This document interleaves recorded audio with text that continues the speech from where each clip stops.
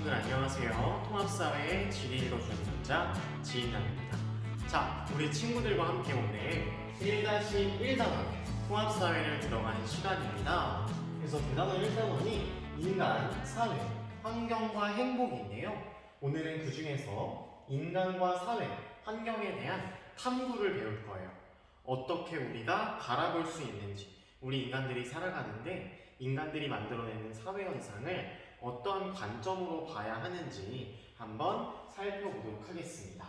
그래서 이 두 가지를 오늘 한 번에 한다라고 생각하면 될 것 같아요. 자, 친구들 혹시 기생충이라는 영화 알고 있나요? 선생님이 굉장히 재밌게 봤던 혹은 씁쓸하게 봤던 영화인데 왜 재밌고 씁쓸함이 공존했는지 이야기해 보려고 해요. 여기 최우식과 또 다른 연예인이라고 해야 되나요? 우리 주인공 두 분이 반지하에 살고 계세요. 반지하에 살면서 지금 와이파이를 잡으려고 이렇게 신호를 대기하고 있는 상태입니다. 그런데 이 주인공들이 어떤 일을 벌이냐? 어떤 부잣집에 사기를 치는 행동을 하게 되는데요. 그 부잣집을 가는 과정이 계단을 오르고요. 또 언덕을 올라서 아무나 출입할 수 없는 호화주택에 들어가게 됩니다. 그러면서 벌어지는 각종 스토리인데요. 다른 누군가는 이 영화를 보고 와 정말 재밌다 라고 이야기를 하는데요. 우리 사회를 전공하는 선생님을 포함한 친구들이 어떤 이야기를 했냐? 와, 사회 구조를 어떻게 이렇게 연출했을까? 굉장히 감탄하면서 봤던 영화입니다. 그래서 우리는 영화를 보면서 다양한 관점으로 해석할 수 있겠죠. 선생님처럼 사회적 관점에서 볼 수 있고요. 어떤 사람들은 코믹의 요소로 볼 수도 있고 다양한 시선에서 바라볼 수 있는데 오늘 그 시선에 관해서 살펴보자는 거예요. 그래서 우리 세상을 바라보는 관점에는 총 4가지가 있다라고 볼 수가 있겠어요. 그래서 첫 번째로 시간적 관점, 공간적 관점, 사회적 관점, 윤리적 관점이 있고요. 이 3가지가 아니라 4가지를 포함한 것이 바로 통합적 관점이다라고 생각하면 될 것 같아요. 그래서 이 4가지 관점과 통합적 관점의 의미, 그리고 왜 필요한지, 어떠한 특징이 있는지 살펴보도록 하겠습니다. 그럼 먼저 세상을 바라보는 다양한 관점입니다. 친구들, 우리 코끼리가 있어요. 코끼리 굉장히 큰 동물이죠. 그런데 사람들의 눈을 가리고 야, 너 코끼리가 어떤 물체인지, 어떤 동물인지, 어떤 생물인지 한번 만져봐. 그래서 묘사해봐. 이야기했더니 누군가는 꼬리를 잡고 이게 코끼리라고? 굉장히 보들보들하네. 누군가는 다리를 잡고 뭐야? 굉장히 두껍고 딱딱한 게 코끼리인가? 누군가는 또 상아를 만지면서 뭐야? 굉장히 뿔 같은데 이게 코끼리라고? 이게 동물이라고? 이야기를 하는 거죠. 즉, 우리는 어떠한 것을 볼 때 우리의 시선이 담기게 됩니다. 그런데 우리의 관점이 또렷하게 하나의 관점으로만 본다면 굉장히 편협한 사고를 할 수밖에 없어요. 그 관점들이 어떤 게 있는지 한번 보도록 할게요. 가장 먼저 시간적 관점이 있고 공간, 사회, 윤리적 관점으로 나누어 살펴보겠습니다. 우리 전통 가옥을 봤을 때요. 이 4가지 관점으로 한번 뜯어볼게요. 한옥을 이해하려면 어떻게 해야 할까? 선생님이 물어보고 있는데 우리 사회에서 한옥이 지닌 의미를 살펴보아야 합니다. 그래서 이게 바로 사회적 의미, 즉 사회적 관점이라고 볼 수 있겠고요. 이곳의 기후와 또 기후가 미친 영향을 봐야 합니다. 즉 공간적인 관점이다 라고 볼 수 있겠고요. 공간 안에 자연지리가 담겨 있으니까요. 한옥의 역사를 살펴봐야 합니다. 즉 시간의 흐름이 어떠했는지 과거부터 현재를 보는 것이죠. 역사적 관점에 해당하고요. 그리고 전통 윤리가 어떻게 반영되는지, 즉 윤리라고 해서 윤리적 관점에 해당한다라고 하네요. 자, 선생님이 지금 펜이 안 먹혀서 조금 당황했어요. 그럼 먼저 시간적 관점부터 살펴보도록 하죠. 우리 시간적 관점이라고 한다면요, 현상이나 사회의 시대적 배경과 맥락을 살펴보는 관점이다 라고 하네요. 어떤 현상이 있을 때 그것을 현재 그리고 과거로부터 보기도 하고 미래엔 어떠할지 이러한 시간 순서로 살펴보는 것이죠. 여기 선생님이 지금 독도를 가져왔는데요. 자, 그럼 읽어볼게요. 일본은 독도가 자국의 영토라는 왜곡된 주장을 계속 펼쳐오고 있다. 하지만 우리는 어떻게 했느냐? 야, 삼국사기에도 그렇고 팔도총도에도 그렇고 우리 독도에 대한 기록이 있어.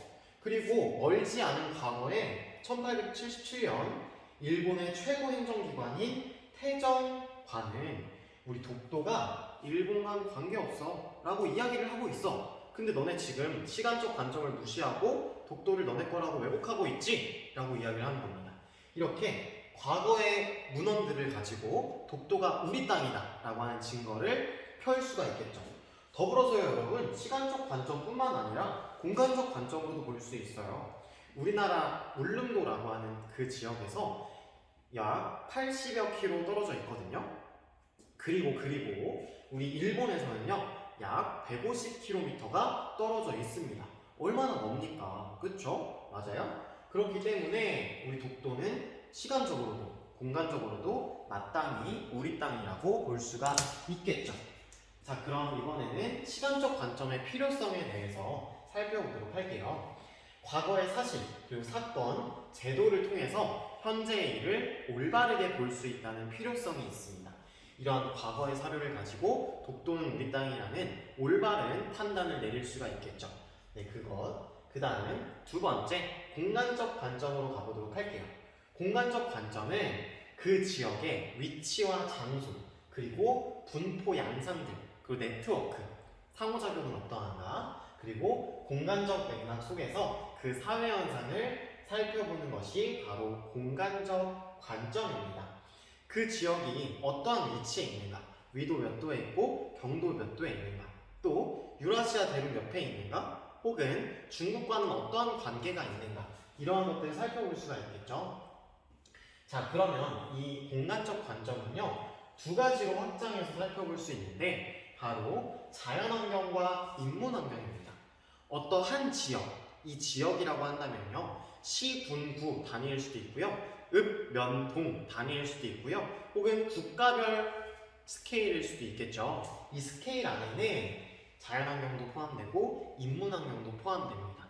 우리 기후, 지형, 토양 이런 것은 자연환경에 해당이 되고요, 우리 인간이 만들어낸 문화들, 뭐 대표적으로 문화, 종교, 그리고 교통 이러한 것이 인문환경에 해당을 합니다.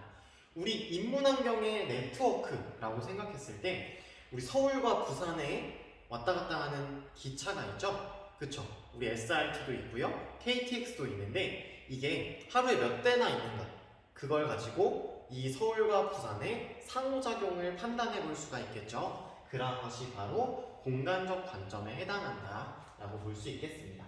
이 공간적 관점은 어떠한 특징이 있을까요?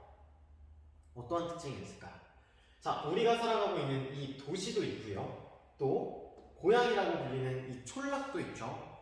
이 안에 인간들이 살고 있습니다. 그래서 인간들이 살아가면서 산업도 하고 또 경제 활동도 하고 다양한 활동들을 하는데요, 그 안에서 인간과 사회, 환경이 관계를 맺고 있다라고 하는 것입니다. 그리고 여러분, 우리 촌락에서는 대부분 어업 활동도 하고요, 농업 활동도 하지요.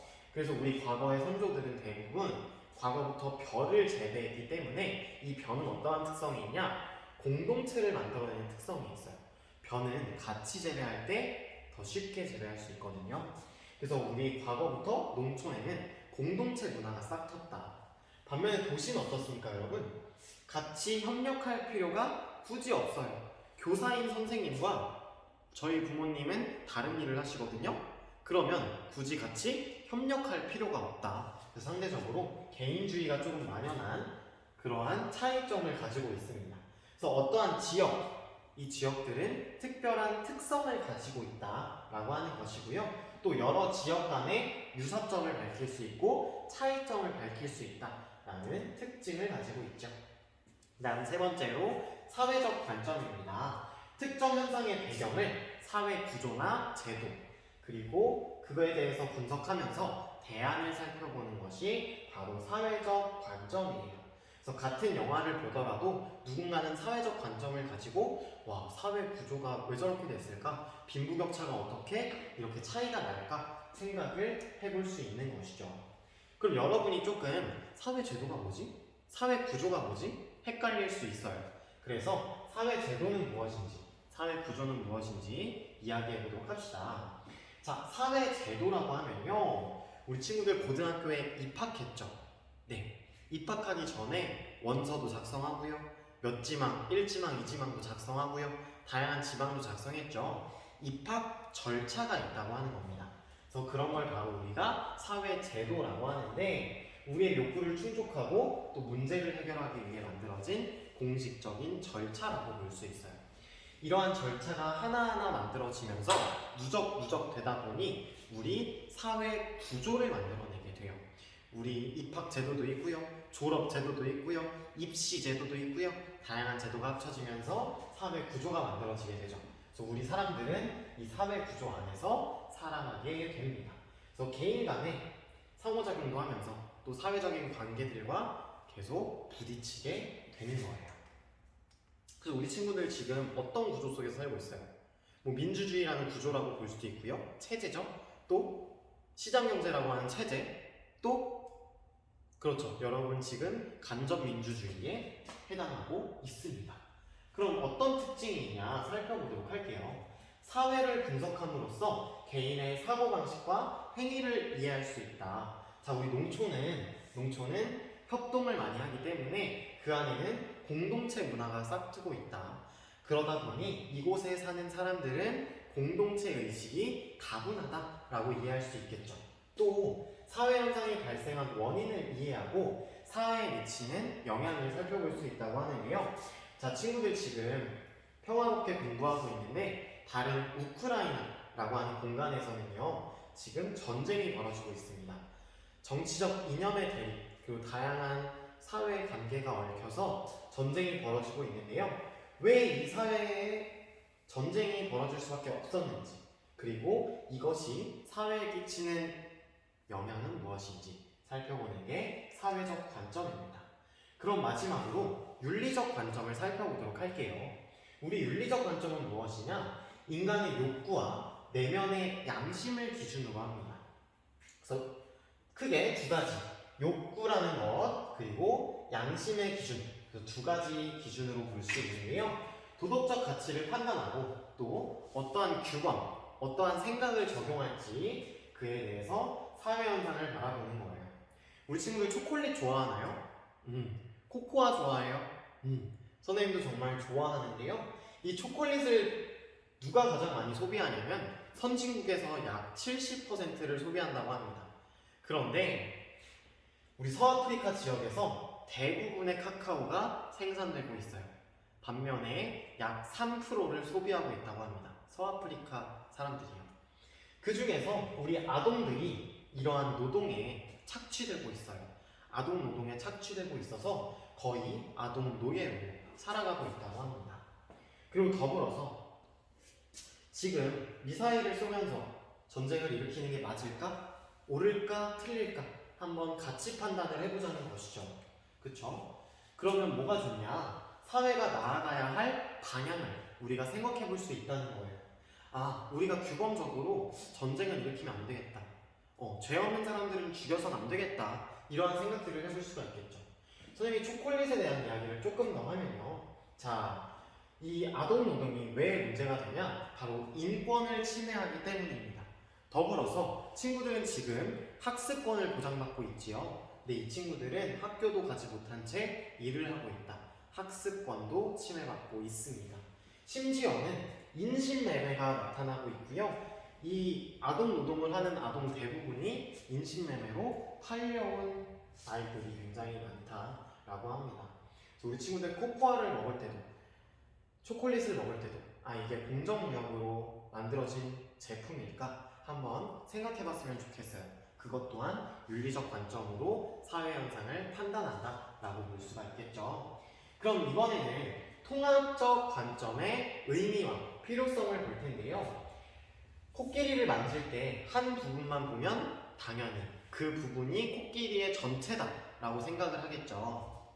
그렇기 때문에 필요한 게 통합적 관점인데요. 여기 보니까 자연과 인문학, 사회과학 하나로 만들어서 우리 친구들이 지금 학습을 하고 있다. 왜? 이러한 통합적 관점이 필요한 이유가 왠지 한번 살펴보도록 할게요. 자, 통합적 관점은 무엇이냐? 사회현상을 시간적, 공간적, 그리고 윤리적, 그리고 사회적 관점에서 살펴보는 것을, 통합적으로 보는 것을 우리가 통합적 관점이라고 해요. 무조건 이 네 가지 관점을 다 봐야 되는 건 아니고요. 두 개 짝지어서 혹은 세 개를 짝지어서 봐도 통합적 관점이라고 이야기합니다. 우리나라 고령화 현상을 살펴보려고 지금 시간적 관점과 다양한 관점으로 살펴볼 수 있다는 건데요.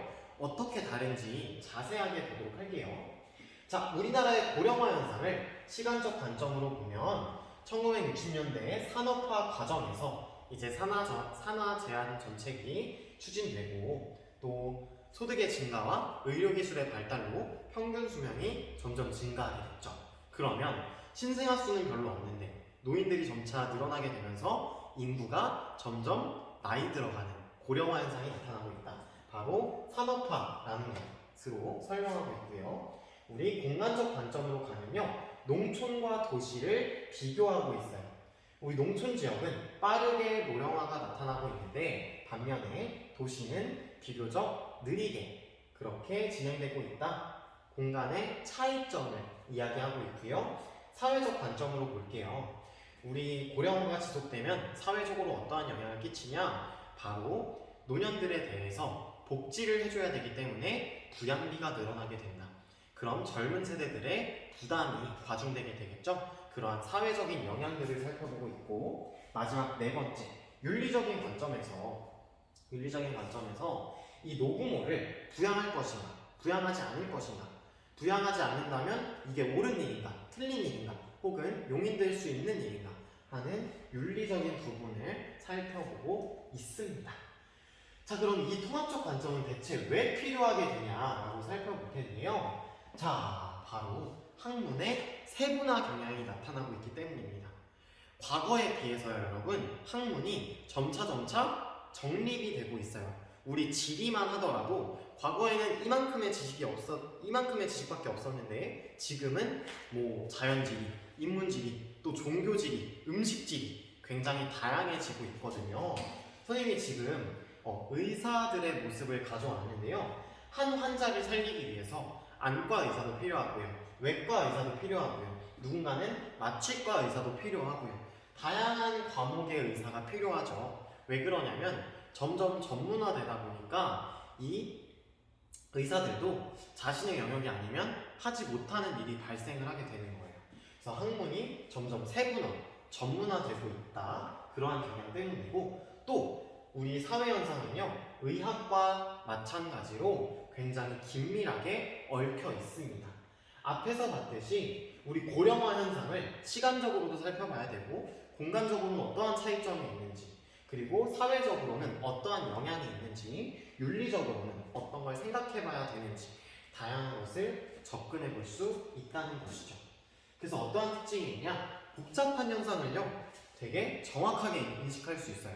선생님의 생각만으로는 공간적인 관점만 보여서 굉장히 어려웠는데 다른 친구들이 시간적 관점, 윤리적인 관점 다 같이 머리를 맞대다 보니까 정확하게 이해할 수 있다라는 점 그리고 근본적인 해결책을 찾아낼 수가 있겠죠.